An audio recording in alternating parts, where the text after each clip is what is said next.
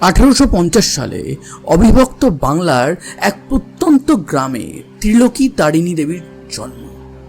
এরপর তার বাল্যকাল বেশ ভালোই চলছিল, কিন্তু গ্রাম বাংলায় সেই সময় একটা জিনিস বেশ চলন ছিল যে কম বয়সেই মেয়েদের বিয়ে দিয়ে দেওয়া। এই ক্ষেত্রেও এই যে ত্রিলোকি দেবী আছে তার বিয়ে হয়ে যায় মাত্র 13 বছর বয়সে, তাও আবার একজন 60 বছর বয়সের বৃদ্ধর সাথে। এরপর সে তার বাপের বাড়িতেই থাকছিল, কিন্তু কয়েক মাস পর সে তার শ্বশুর বাড়িতে যায় এবং শ্বশুর বাড়ি যেতে না যেতেই, বছর ঘুরতে না ঘুরতেই তার স্বামীর মৃত্যু হয়। তখন তার বয়স মাত্র 15 বছর। সে একটা বিধবা এবং সেই সময় বিধবাদের অবস্থা প্রচণ্ডই খারাপ ছিল, এটা কম বেশি আপনাদের জানাই আছে। কিন্তু দিন চলছিল, সেই সময় এই ত্রিলোকির পাশের গ্রামের এক নারীর সাথে দেখা হয়। এই নারীর সাথে তার খুব ভাব হয়ে যায়, কিন্তু এই ত্রিলোকি কোনাক্ষরেও কখনো বুঝতে পারেনি এই নারীর চরিত্র ভালো না, এই নারী অ্যাকচুয়ালি নারী পাচারের সাথে যুক্ত। সে ভুলিয়ে ফাসলিয়ে এই ত্রিলোকিকে নানানভাবে মোহচ্ছন্ন করতে থাকে। সে বারবার কলকাতার গল্প শোনায়, কলকাতায় কত মোহ আছে, কিন্তু ত্রিলোকি এত কিছু শোনার পরেও তার বিধবা অবস্থা নিয়ে তার শ্বশুর বাড়িতেই থাকতে বেশি ইচ্ছুক ছিল। এরপর এই যে নারী আছে সে একটা প্ল্যান করে। তার এক সাগরেদ ছিল, মানে বলতে পারেন সোজা বাংলা ভাষায় দালাল ছিল, যে মেয়ে ধরে আনত। সেই দালালের সাথে এই ত্রিলোকির পরিচয় করিয়ে দেয়। এই দালাল ছিল দেখতে সুন্দর। এই দালালের প্রেমে হঠাৎই একদিন ত্রিলোকি পড়ে যায়। সারা গ্রামময় একটা গুঞ্জন ওঠে, এক বিধবা মহিলা এক দালালের প্রেমে পড়েছে। কিন্তু সে যে এক দালাল সেইটা ত্রিলোকি বুঝতে পারেনি। এরপর এই ত্রিলোকি এবং সেই দালাল, বা বলতে পারেন ত্রিলোকির নতুন প্রেমিক, তারা গ্রাম ত্যাগ করে এবং কলকাতার দিকে তারা বেরিয়ে যায়। কিন্তু ত্রিলোকির দুর্ভাগ্যের শুরুটা এখান থেকেই। ত্রিলোকি যখন কলকাতায় পৌঁছায় তখন সে বুঝতে পারে তার কপালে কিছু একটা বাজে ঘটতে চলেছে। তার কারণ কলকাতায় পৌঁছানোর পর থেকেই এই যে ত্রিলোকির প্রেমিক আছে তার মুড একদম চেঞ্জ হয়ে গেছে। তারপর সে বুঝতে পারে যে তাকে তার প্রেমিক একটি যৌনপল্লী, যার নাম আপনারা কম বেশি জানেন, সোনাগাছি, সেখানে বেচে দিয়েছে। ত্রিলোকির বয়স 15+। এই বয়সে সে যাবে কোথায়? এবং এইখান থেকে সে যদি কোনোভাবে বেরিয়েও যায়, তাকে তার গ্রামে কেউ অ্যাকসেপ্ট করবে না, তার শ্বশুর বাড়িতে কেউ অ্যাকসেপ্ট করবে না, বাপের বাড়িতেও করবে না। এই কারণে ত্রিলোকি তার ভাগ্যকে মেনে নেয়। ভাগ্যকে মেনে সে ওই শরীর ব্যবসা করতে থাকে এবং করতে করতে এই ত্রিলোকির যেহেতু এত কম বয়স ছিল, সে খুবই সুন্দর দেখতে ছিল। এই সোনাগাছি এবং তার বাবুদের মাঝে এই ত্রিলোকির বেশ নামদাম হয়ে যায়। প্রচুর কাস্টমার এই শুধু ত্রিলোকিকে দেখতেই, ত্রিলোকির সাথে একটা রাত কাটাতেই আসতো। তার মূল্য ছিল অনেক। এই সোনাগাছিতেই ত্রিলোকি অনেক নাম যশ খ্যাতি পায়। এরপর তার একজন ফেভারিট বাবু ছিল, যার নাম ছিল কালীবাবু। এই কালীবাবু মাঝে মাঝেই এই যৌনপল্লীতে আসতো এবং ত্রিলোকির সাথে রাত কাটাতো, এবং কখনো এই রাত কাটাতে কাটাতেই ত্রিলোকির সাথে তার প্রেম হয়ে যায় এবং ত্রিলোকিও তার মনকে আর বেঁধে রাখতে পারেনি। তার মনটাকে সে সম্পূর্ণ এই কালীবাবুর চরণে দিয়ে দিয়েছিল। এবার এই কালীবাবুর পরিচয় কি? কালীবাবু কলকাতারই পার্শ্ববর্তী এক জায়গা থেকে বিলং করত। তার ওয়াইফ কিছু বছর আগে মারা গেছে।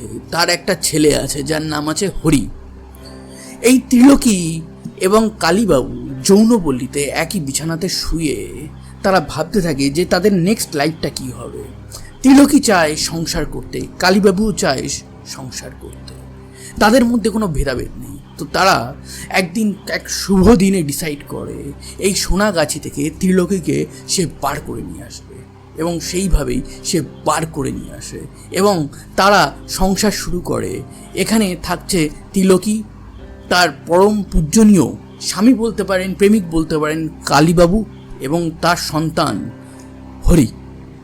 আস্তে আস্তে সোনাগাছির যে পল্লীগুলো আছে সেখান থেকে এই ত্রিলোকির নাম মিটতে থাকে ত্রিলোকিকে সবাই ভুলতে থাকে।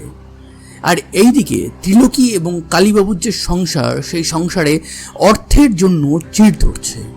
এই কালীবাবু যদিও আগে একটু সম্পন্ন ফ্যামিলি থেকে বিলং করত, কিন্তু যত দিন গেছে সে মেয়েবাজিতে প্রচুর টাকা উড়িয়েছে।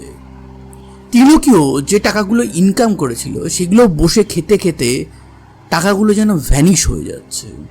এবার কালীবাবু আর ত্রিলোকি প্ল্যান করে যে কিছু তো করতে হবে সংসার চালাতে, হরিকে মানুষ করতে হবে, হরিকে শিক্ষা দিতে হবে, তাকে বড় ব্যারিস্টার বানাতে হবে, এটা তাদের স্বপ্ন।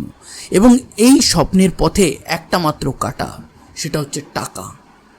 এবার এই টাকা ইনকামের জন্য তারা প্ল্যান করতে থাকে। তাদের মাথায় বেশ কিছু প্ল্যান আসে, তার মধ্যে একটা প্ল্যান তারা এক্সিকিউট করে। কালীবাবু এক রাত্রে বলে ত্রিলোকিকে যে, ত্রিলোকি, তুমি এই সোনাগাছিতে বেশ ফেমাস ছিলে, কিন্তু আমি চাই না তুমি ওই কাজ আর করো, কিন্তু তুমি এইবার যে কাজটা করবে সেটা একটু অন্যরকম। কি সেই কাজটা? কালীবাবু বাইরে থেকে খদ্দের ধরে আনবে এই ত্রিলোকির নামে। যখন তারা ত্রিলোকির কাছে আসবে, ত্রিলোকি তাদের মদ্যপান করতে দেবে এবং সেই মদের মধ্যে থাকবে ঘুমের ওষুধ বা নেশাদ্রব্য, যার ফলে এদেরকে বেহুশ করে, এদেরকে লুট করে কালীবাবু আবার তাদেরকে রাস্তায় ছেড়ে দিয়ে আসবে। এইভাবে বেশ 2-3 বছর চলতে থাকে, কিন্তু আস্তে আস্তে ত্রিলোকির কাস্টমার বা খদ্দের কমতে থাকে। তার কারণ খদ্দের মহলে এই ত্রিলোকির যে নাম ছিল, যে যশ ছিল, সেগুলো সব কমতে থাকে। তার কারণ এই ত্রিলোকি আর কালীবাবু খদ্দেরদের সাথে চিটিংবাজি করছিল। এবার কালীবাবু আর ত্রিলোকি যখন দেখে এই প্ল্যানটা কাজ করছে না, তখন তারা আর একটা নতুন প্ল্যান নিয়ে আসে এবং ত্রিলোকি কালীবাবুকে বলে যে, আমি যৌনপল্লীতে অনেক সুন্দরী রমণীকে চিনি, তাদের মধ্যে কম বয়স্ক একজনকে তুমি এখানে নিয়ে আসো। কালীবাবু বলে, তাদেরকে এখানে এনে কি হবে? বলে, আগে তুমি তো নিয়েই আসো। একজন 15 কি 16 বছরের বেশ এক সুন্দরী রমণীকে এইখানে নিয়ে আসে। তাকে ত্রিলোকি বলে যে, তোমাকে আমার মেয়ে হওয়ার অ্যাক্টিং করতে হবে। তখন সে বলে, ঠিক আছে, আমি সেটা করব, এবং তার বদলে তাকে কিছু পয়সা দেওয়ার কথাও আসে। এবার ত্রিলোকি এই কালীবাবুর মাধ্যমে এক বড়লোক পাত্র খুঁজতে থাকে এবং খুঁজতে খুঁজতে এক বড়লোক পাত্র তারা পেয়েও যায়। তার সাথে এই যে নাটকের মেয়ে বা যে যৌনপল্লী থেকে যে যৌনকর্মীকে ধরে এনেছিল, যাকে ত্রিলোকি নিজের মেয়ে বলে পরিচয় দিয়েছিল, তার বিয়ে দেয়। বিয়ে দেওয়ার পর মেইন প্ল্যান এটাই ছিল যে বাসর রাতের আগেই কোনো একটা ছলকলনায় এই নারী বিয়ের সমস্ত সোনা গয়না নিয়ে সেখান থেকে চম্পট দেবে, এবং করলেও সে সেটা। এরপর যখন সে সোনা গয়নাটা ত্রিলোকি এবং কালীবাবুকে দেয়, তখন তারা ভাবে যে কম ইনভেস্টমেন্টে বেশ তো আয় হচ্ছে। কিন্তু এই প্ল্যানটাও খুব বেশি দিন চলল না। তারা এবার ভাবতে থাকলো যে নেক্সট কিভাবে মানুষকে ঠকানো যেতে পারে এবং কিভাবে ইনকাম করা যেতে পারে। তারা অনেক প্ল্যান ভেবে শেষমেশ একটা সস্তা প্ল্যানে আসে, সেটা হচ্ছে নারী পাচারের প্ল্যান। গ্রাম থেকে এই ত্রিলোকি যেভাবে বিক্রি হয়ে সোনাগাছিতে এসেছিল, ঠিক সেইভাবে কালীবাবু গ্রাম থেকে একের পর এক মেয়েকে ছলনায় বলনায় হয় তুলে নিয়ে এসে সোনাগাছিতে বিক্রি করতে থাকলো, নয়তো কিডন্যাপ করে পর্যন্ত সোনাগাছিতে বিক্রি চলতে থাকলো। কিন্তু এই প্ল্যানেও বেশ রিস্ক ছিল, এই কারণে খুব তাড়াতাড়ি কালীবাবু এবং ত্রিলোকি এই প্ল্যান থেকে সরে আসে। আবার অর্থকষ্ট শুরু হয়। তখন তারা নতুন প্ল্যানের আইডিয়া করতে থাকে, কিন্তু এর মাঝে কালীবাবু করে বসে এক মারাত্মক ভুল, যেই ভুলের খেসারত তাকে প্রাণ দিয়ে চোকাতে হলো। কি ছিল সেই ভুল? কালীবাবু এক গয়নার দোকানে গিয়ে বলে যে, আমি অনেকগুলো গয়না কিনব। কালীবাবু বেশ পয়সাও দেখায়, সে তার প্রভাব প্রতিপত্তিও দেখায়। তখন সে সোনার দোকানদারকে বলে যে, তোমার দোকানে যে সোনা আছে সেটা তুমি আমার বাড়িতে পৌঁছে দেবে।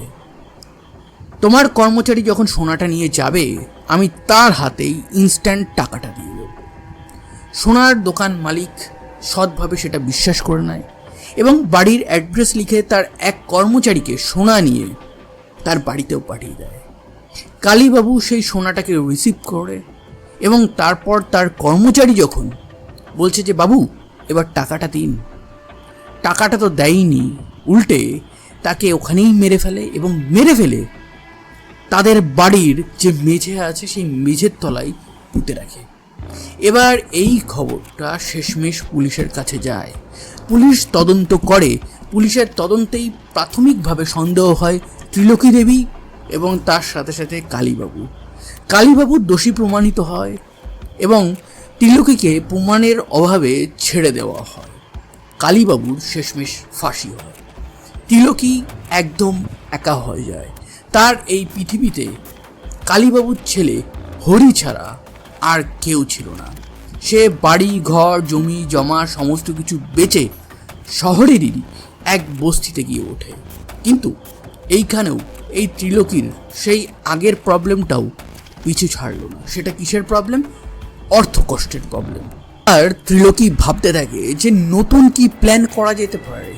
সে ভাবতে ভাবতে একটা প্ল্যান সে ভেবে বসে এবং এই প্ল্যানটা একদমই ইউনিক ছিল।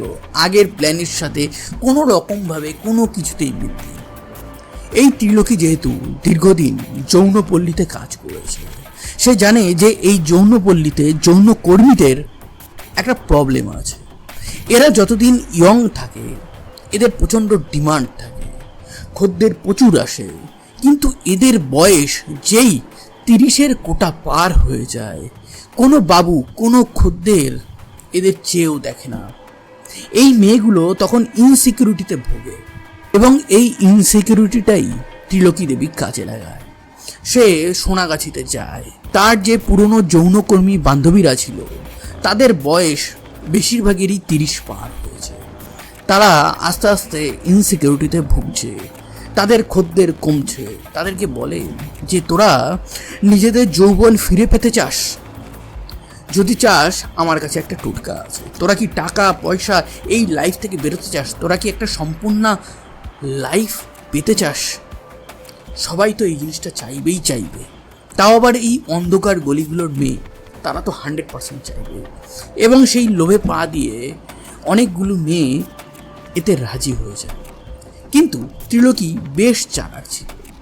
এই প্ল্যানটা, এই যে তাকে লাভ করিয়ে দেবে, তাকে যৌবন ফিরিয়ে দেবে, একজন করে বলেছে, কিন্তু একবারে কিন্তু সবাইকে বলেনি। তো প্রথম যে বান্ধবীকে সে বলে তাকে ডাকে, কিন্তু এই ডাকার আগে সে আর একটা প্ল্যান করে। সে একটা ভাড়া বাড়ি নেয় এবং সেই ভাড়া বাড়িটা কলকাতা থেকে হালকা দূরে ছিল এবং সেই ভাড়া বাড়ির একটা বৈশিষ্ট্য ছিল যে ভাড়া বাড়ির পাশেই একটা পুকুর ছিল এবং বেশ কিছুটা জঙ্গল ছিল। সেইখানে তার এই বান্ধবীকে সে নিয়ে যায়, নিয়ে গিয়ে বলে যে এক সাধু বাবা আছে, এই সাধু বাবা তোর যৌবনকে ফিরিয়ে দেবে, তোর সমস্ত কিছু ফিরিয়ে দেবে, তোর টাকা পয়সা সব পেয়ে যাবি, কিন্তু তার আগে তোকে পরিচ্ছন্ন হতে হবে। তুই তো যৌন করবি, তোকে পরিষ্কার হতে হবে। তার জন্য তোর গায়ে যত গয়নাগাটি আছে সেগুলো খুলে রেখে পুরোপুরি নগ্ন অবস্থায় এই পুকুরে গিয়ে স্নান করতে হবে। শুদ্ধ হয়ে তারপর তুই সাধু বাবার কাছে গিয়ে প্রার্থনা করতে পারবি।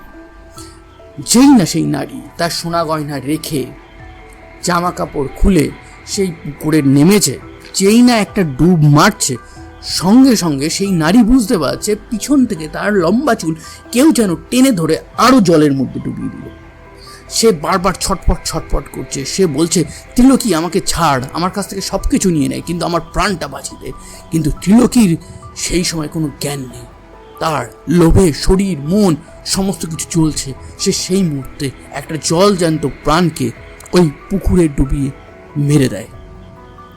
এরপর এই সেমভাবে নেক্সট 3 বছরে আরও 4টে হত্যা সে করে এবং এই হত্যা করার কারণ হিসেবে সে তার মনকে বোঝায় তার আর্থিক অনটন।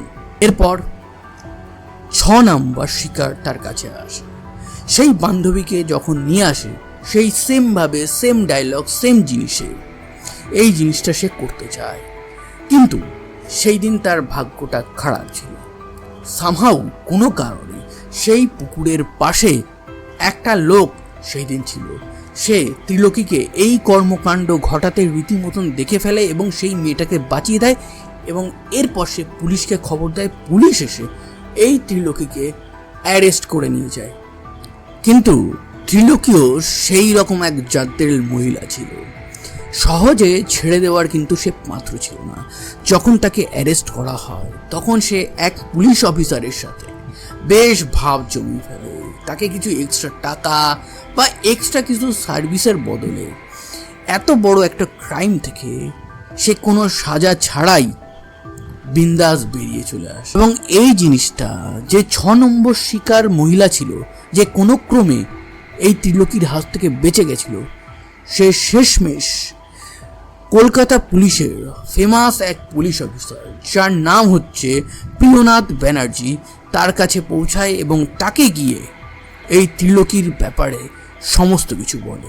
প্রিয়নাথ মুখার্জি তার মতন করে তদন্ত শুরু করে এবং তদন্ত শুরু করেই যখন সে পরপর লিঙ্কগুলো জুড়তে থাকে তখন সে বুঝতে পারে এই ত্রিলোকি যেন তেন রকমের মহিলা না, এ একটা রীতিমতন সিরিয়াল কিলার যে টাকার জন্য মানুষকে মারতেও দ্বিধাবোধ করবে না।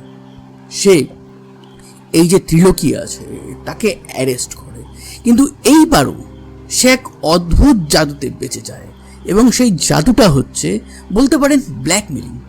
যে পুলিশ অফিসার আগের বার তাকে বাঁচিয়ে দিয়েছিল সেও এইবার তার চাকরি চলে যাবার ভয়ে, যে যদি জানাজানি হয় যে আমি আগের বার তাকে ছাড়িয়ে দিয়েছিলাম, তো এইবারও কোনোভাবে প্ল্যান করে কোনো কিছু করে এই ত্রিলোকিকে জেল থেকে সে ছেড়ে দিতে সক্ষম হয়। এরপর ত্রিলোকি কালীবাবুর ছেলে হরিকে নিয়ে এই কলকাতা শহর ছেড়ে একটু দূরে গিয়ে অবস্থান করতে থাকে। এবার আপনার যদি মনে হয় যে ত্রিলোকি শুধরে গেছে, তার কারণ সে জেলে গেছে, এবার সে একটা নর্মাল লাইফ লিড করবে, আপনি খুব ভুল ভাবছেন। যেখানে গিয়ে সে বসবাস করছে তার এক প্রতিবেশী ছিল, তার প্রতিবেশীর নাম ছিল রাজকুমারী। এই রাজকুমারীর গয়নার উপর এই ত্রিলোকির বেশ নজর পড়েছিল। এই ত্রিলোকি খাবারের আছিলায় যে নানান রকম খাবার বানিয়ে সে রাজকুমারীকে দিত যে খাও, কিন্তু আসল প্ল্যান ছিল এই খাবারের মধ্যে বিষ মিশিয়ে তাকে মেরে ফেলা। দুবার এই জিনিসটা রাজকুমারীর উপর ট্রাই করে, কিন্তু সেখানে সে ফেল করে। এরপর একদিন সে ডিসাইড করে যে অনেক হয়েছে ধৈর্য ধরা, এইবার আমি ডাইরেক্ট অ্যাকশন নেব। সে অ্যাকশন নেয়, সে তার প্রতিবেশীর গলা টিপে হত্যা করে এবং হত্যা করে তার সোনা গয়না যত দামি জিনিস আছে, টাকা পয়সা আছে, সেগুলো নিয়ে সেইখান থেকে পালিয়ে যায়। এবং এই খবরটা প্রিয়নাথ মুখার্জির কাছেও যায়। প্রিয়নাথ মুখার্জি এরপর আর দেরি করে না, সে সুমোটোভাবে তদন্ত আবার শুরু করে। কিন্তু প্রিয়নাথ মুখার্জিও এতদিনে বুঝতে পেরে গেছিল এই ত্রিলোকিকে ধরতে গেলে একটা মাস্টার গেম প্ল্যান খেলতে হবে। ত্রিলোকিকে এমনি ধরলে সে কোনো না কোনোভাবে ছাড়া পেয়ে যাবে। এই কারণে এই যে প্রিয়নাথ বাবু আছে, তিনি এই যে ত্রিলোকি আছে তার প্রতিবেশীদের সাথে একটা প্ল্যান করে। সেখানে বলে যে আমি এই যে ত্রিলোকির ছেলে আছে হরি, যাকে সে প্রাণের থেকেও বেশি ভালোবাসে, তার নামে একটা মার্ডার কেস, লুটপাটের কেস, এইগুলো লাগিয়ে দেবো এবং আপনারা হবেন রাজসাক্ষী। দেখি ত্রিলোকি এবার কিভাবে বাঁচে। শেষমেশ প্রিয়নাথ বাবু আসল জায়গায় তীরটা ছুটতে পেরেছিল। ত্রিলোকি সারেন্ডার করে, পুলিশের সামনে ক্ষমা চায়, অনেক কিছু করে, কিন্তু প্রিয়নাথ বাবুকে কোনোভাবেই সে দমাতে পারেনি। প্রিয়নাথ বাবু একটা কঠিন কেস তার এগেইনস্টে করে, চার্জশিট পেশ হয়। এরপর 3 সেপ্টেম্বর 1884 এই ত্রিলোকির ফাঁসি হয়। অনেকেই বলে যে এই ত্রিলোকিই নাকি ভারতের প্রথম সিরিয়াল কিলার, কিন্তু আমার মনে হয় না। যাই হোক, আজকের যে ঘটনাটা আমি বললাম সেটা আমার একজন শুভানুধ্যায়ী মিস্টার ব্যানার্জির রিকোয়েস্ট। তো এই রকম ঘটনা যদি আপনার শুনতে ভালো লাগে ইন স্টোরি ফরম্যাটে, তাহলে আমার চ্যানেলটাকে সাবস্ক্রাইব করবেন, আর এই ভিডিওটা ভালো লাগলে একটা লাইক করবেন, একটা কমেন্ট করবেন এবং বন্ধুদের গ্রুপে শেয়ার করবেন। ধন্যবাদ, আবার দেখা হবে।